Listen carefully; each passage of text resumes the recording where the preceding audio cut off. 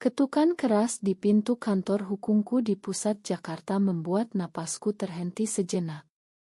Di depan sana berdiri ayahku, pria yang dulu menghajarku habis-habisan karena aku berani memiliki pacar perempuan di usia 17 tahun, kini dengan wajah memelas memohon bantuan hukum, sementara Rani, istriku, berdiri di sampingku dengan tangan kami saling menggenggam erat. 10 tahun berlalu, tapi luka itu masih terasa segar seperti kemarin. Aku ingat malam itu di Surabaya, ketika ayah membuka pintu kamar dan melihat aku dan Mira berpelukan di tempat tidur kecilku. "Kamu memalukan keluarga ini," teriaknya sambil menarik rambutku hingga aku jatuh ke lantai. Pukulan demi pukulan mendarat di punggungku, di wajahku, sementara ibu hanya diam di sudut ruangan dengan air mata mengalir. "Ini dosa besar, Nadia. Kamu harus bertobat," katanya sambil terus memukul. Aku menangis, memohon ampun, tapi yang lebih sakit adalah saat keesokan harinya aku harus bertemu Mira di taman belakang rumah. "Aku tidak seperti itu, Mira. Ini hanya salah paham," kataku dengan suara bergetar, padahal hati ini hancur berkeping. Mira menatapku dengan mata penuh luka, lalu berbalik pergi tanpa kata. Malam itu aku berjanji pada diriku sendiri, aku akan meninggalkan segalanya. Aku kabur ke Jakarta, kuliah hukum dengan beasiswa, berusaha melupakan semuanya. Tapi sekarang, ayah berdiri di sini, mengenakan kemeja lusuh yang sama seperti dulu, dan berkata, "Nadia, tolong bantu ayah. Perusahaan ayah sedang digugat karyawan, ayah bisa masuk penjara." Rani meremas tanganku lebih erat, matanya bertanya tanpa suara. Aku menarik napas dalam, "Ayah, kantor ini bukan tempat untuk orang seperti ayah. Pergi." Tapi ayah tidak bergerak. Matanya melirik Rani, lalu kembali padaku, dan aku tahu badai baru saja dimulai. Aku masih ingat betapa dinginnya malam Surabaya saat itu. Udara lembab, suara jangkrik di luar jendela, dan bau minyak kayu putih dari luka-luka di tubuhku. Ayah duduk di kursi kayu sambil merokok, mengatakan bahwa aku telah merusak nama baik keluarga.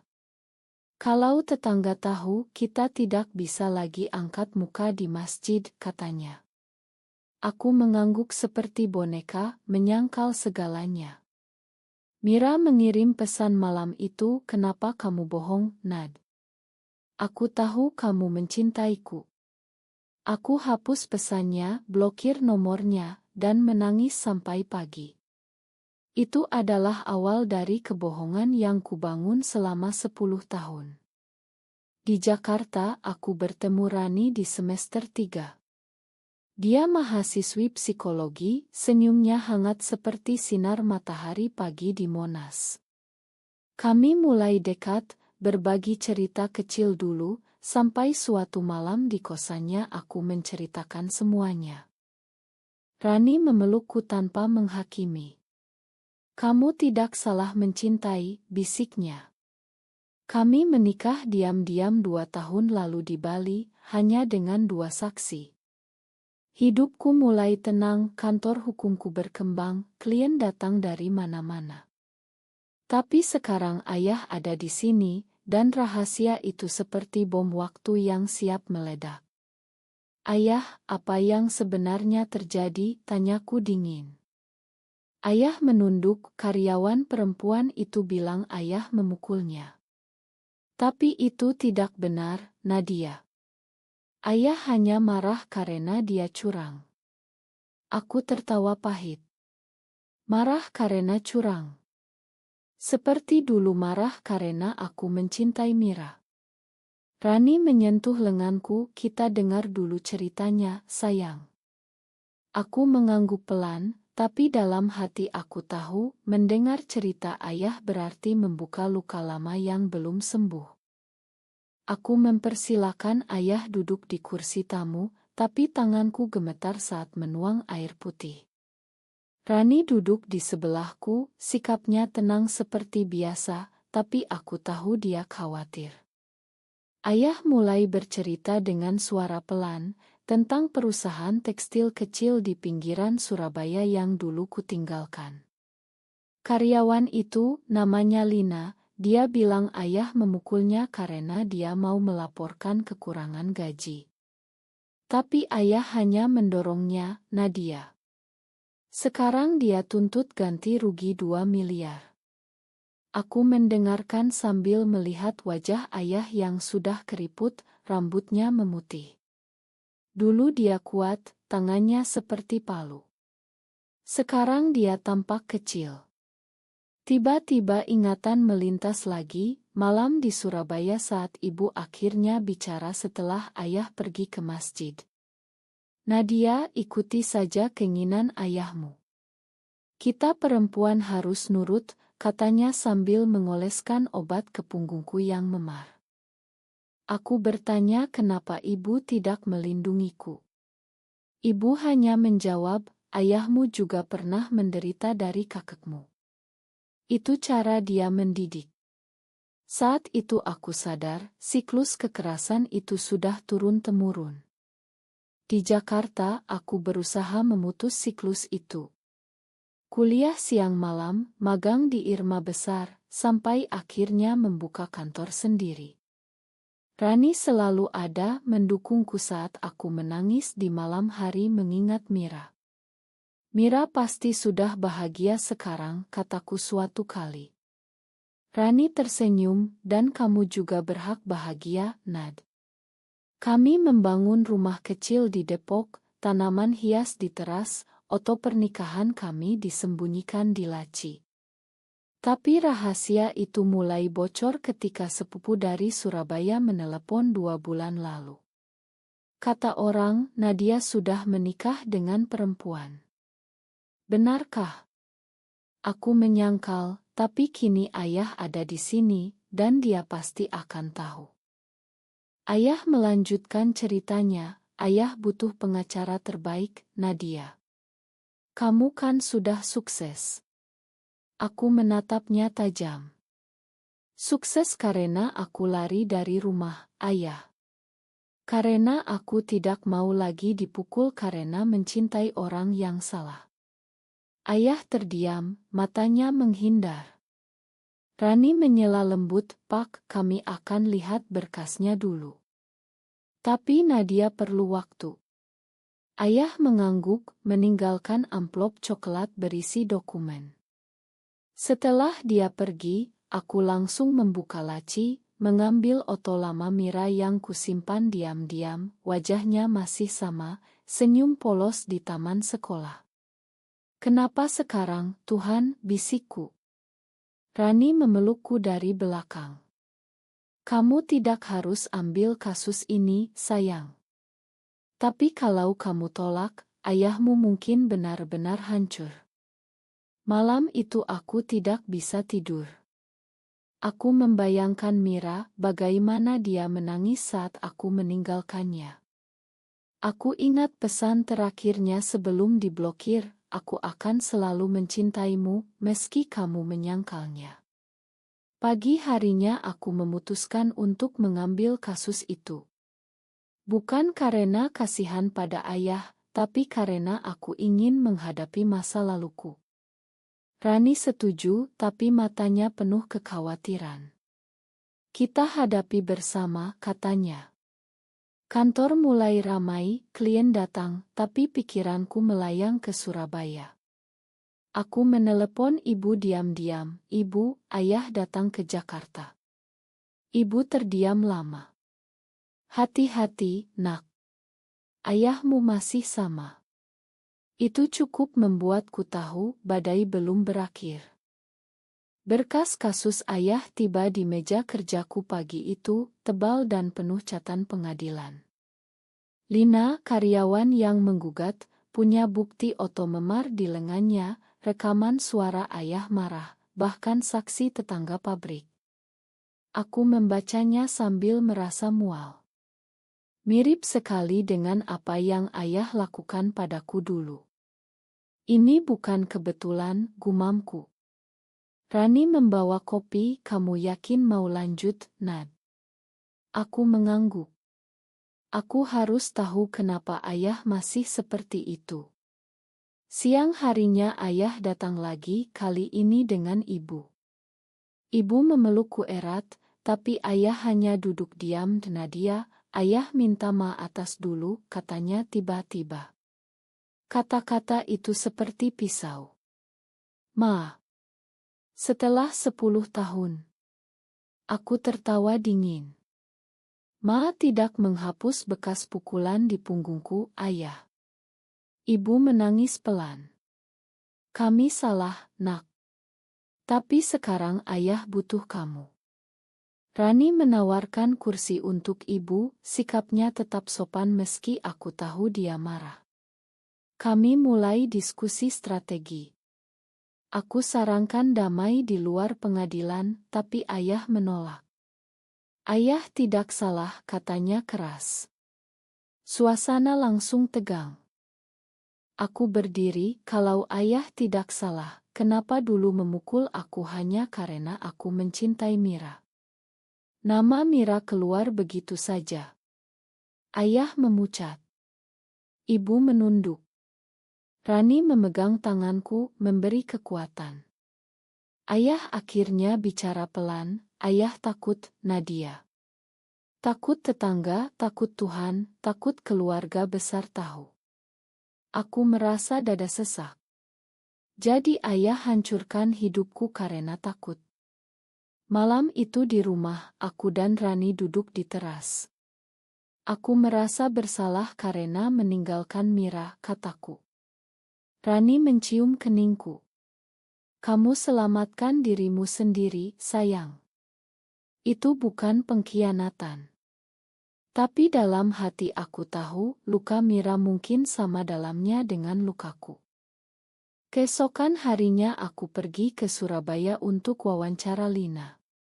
Pabrik kecil itu masih sama, bau kain dan keringat. Lina, perempuan muda 22 tahun, menceritakan bagaimana ayah memukulnya karena dia menuntut upah lembur. Bapak bilang perempuan harus diam saja, katanya sambil menunjukkan luka lama di lengannya. Aku merasa seperti melihat diriku sendiri di usia 17. Aku pulang dengan hati berat, tapi di stasiun aku bertemu seseorang yang tak terduga. Mira. Dia berdiri di sana, membawa tas kerja, rambutnya lebih pendek.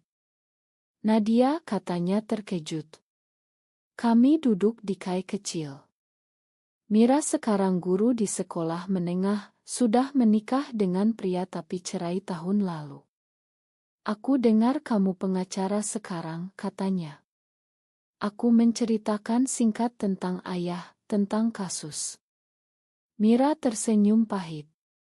Ayahmu tidak pernah berubah. Lalu dia bertanya tentang aku. Aku cerita tentang Rani. Mira mengangguk pelan. Aku senang kamu akhirnya bahagia, Nad. Dulu aku hancur, tapi sekarang aku mengerti.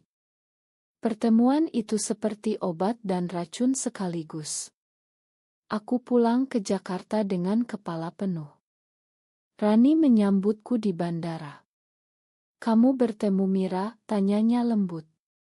Aku mengangguk. Dia memakanku. Malam itu aku menangis di pelukan Rani.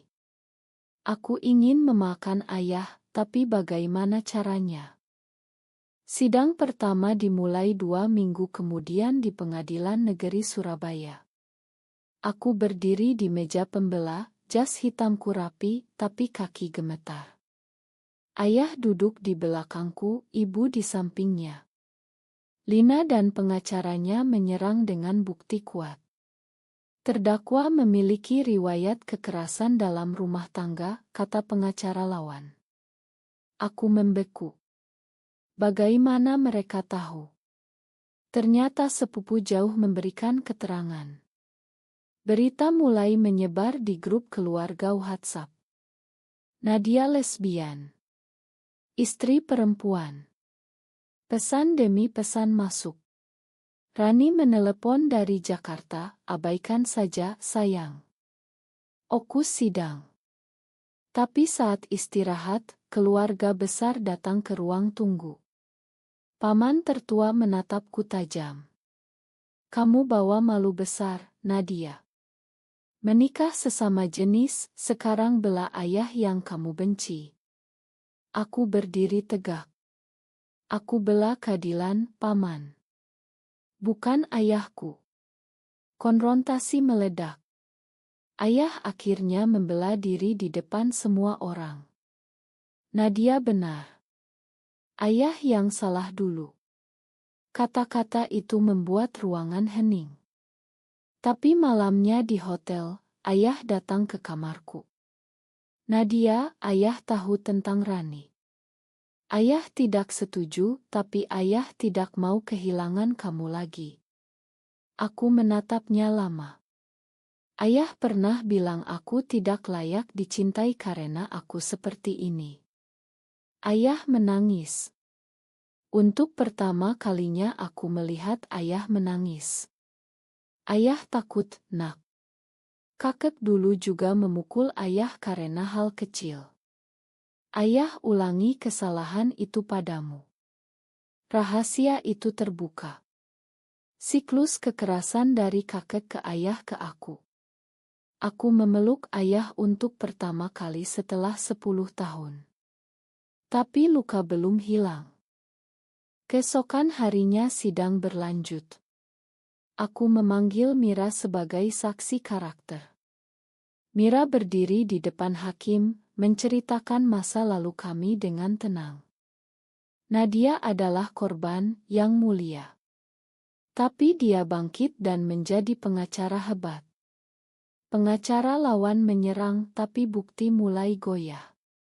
Lina akhirnya setuju damai di luar pengadilan setelah aku bicara empat mata dengannya. Kamu mengingatkan aku pada diri saya dulu, kataku padanya. Lina mengangguk, menerima ganti rugi yang lebih masuk akal. Kasus selesai. Ayah bebas. Tapi di bandara sebelum pulang ke Jakarta, ibu memelukku erat. Pulanglah ke Surabaya suatu hari, nak. Keluarga besar mulai mengerti. Aku tersenyum. Mungkin, Bu. Tapi aku punya keluarga sendiri sekarang. Di pesawat, Rani memegang tanganku. Kamu sudah melakukan yang benar. Aku mengangguk, tapi dalam hati aku bertanya, apakah pengampunan ini benar-benar menyembuhkan? Kembali ke Jakarta, kantor hukumku ramai dengan klien baru.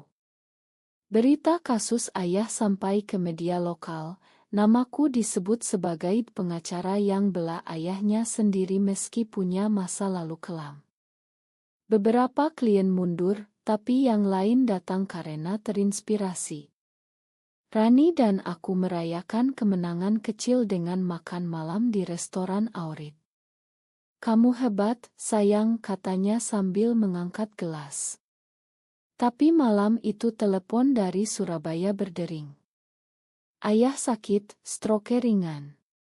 Aku terbang pagi-pagi, menemukan ayah di rumah sakit dengan wajah pucat.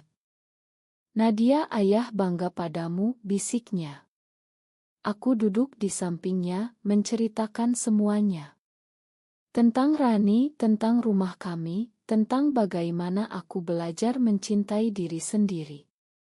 Ayah mendengarkan tanpa menyela. Ayah minta maaf karena pernah bilang kamu tidak normal. Kamu normal, nak. Ayah yang salah. Air mata kami jatuh bersama. Ibu tersenyum di sudut ruangan. Tapi keluarga besar masih ribut. Di grup WhatsApp, paman-paman bilang aku membawa pengaruh buruk.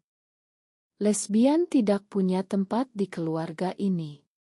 Aku keluar dari grup itu. Rani datang ke Surabaya akhir pekan itu pertama kalinya bertemu ayah dan ibu secara resmi. Ayah menjabat tangan Rani dengan tangan gemetar. "Rawat Nadia baik-baik," katanya. Rani tersenyum.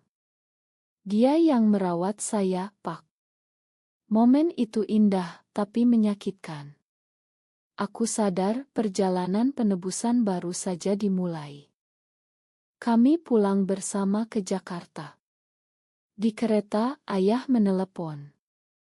"Nadia, ayah ingin datang ke Jakarta, tinggal dekat kamu." Aku terkejut. "Ayah yakin?" "Ya, ayah ingin memperbaiki semuanya." Aku setuju. Rumah kecil di Depok kini punya kamar tamu untuk ayah. Ibu memilih tinggal di Surabaya untuk merawat makam kakek. Kehidupan baru dimulai. Ayah belajar memasak, membantu di kebun, bahkan bertanya tentang Rani dengan sopan. Tapi suatu malam, ayah melihat oto lama Mira di laci. "Dia gadis baik," katanya. Aku mengangguk. "Dia sudah memakan aku." Ayah memelukku. "Ayah juga sudah memakan diri sendiri." Tapi masyarakat sekitar mulai bergosip. Tetangga bertanya, "Itu istri Nadia yang perempuan?" Aku jawab dengan bangga, "Ya, istriku." Beberapa menjauh, tapi banyak yang mendukung. Aku sadar perubahan tidak datang dalam semalam. 1 tahun berlalu. Ayah sudah menetap di Depok, kesehatan membaik, hubungan kami perlahan pulih. Kantor hukumku semakin besar, Rani membuka praktik konseling psikologi untuk korban kekerasan rumah tangga. Suatu hari, Mira datang berkunjung ke Jakarta. Kami bertiga duduk di teras, tertawa mengenang masa lalu. "Kamu beruntung punya Rani," kata Mira padaku. Aku memeluknya. "Dan kamu juga akan menemukan kebahagiaanmu." Ayah ikut bergabung, membawa teh hangat. "Terima kasih sudah memakan ayahku," katanya pada Mira. Mira tersenyum. "Kita semua belajar, Pak." Malam itu saat semua tidur, aku duduk di balkon bersama Rani. Aku dulu menyangkal cinta karena takut, tapi sekarang aku tahu, mencintai kamu adalah keputusan terbaik. Rani menciumku lembut. Kita sudah melewati badai terbesar. Tapi ayah masih sering batuk, dokter bilang ada komplikasi lama. Suatu pagi, ayah memanggilku ke kamar. "Nadia, ayah sudah bahagia melihat kamu seperti ini. Jangan pernah menyangkal dirimu lagi." Aku menangis. Aku sudah memakan ayah sepenuhnya. Ayah tersenyum terakhir kali sebelum pergi selamanya 2 hari kemudian. Pemakaman di Surabaya dihadiri keluarga besar yang akhirnya menerima. Aku berdiri di depan makam dengan Rani dan Mira di sampingku. "Terima kasih, ayah," bisikku. Hidup berlanjut. Aku membuka yayasan untuk korban kekerasan keluarga, menggabungkan hukum dan psikologi bersama Rani. Cerita kami menginspirasi banyak orang. Tapi luka masa lalu tetap menjadi bagian dari kami, bukan untuk dilupakan, tapi untuk diingat sebagai kekuatan. Di akhir perjalanan panjang ini, aku bertanya pada diriku sendiri setiap malam, benarkah bahwa kita harus selalu memakan orang tua meskipun mereka pernah menyakiti kita secara fisik dan emosional?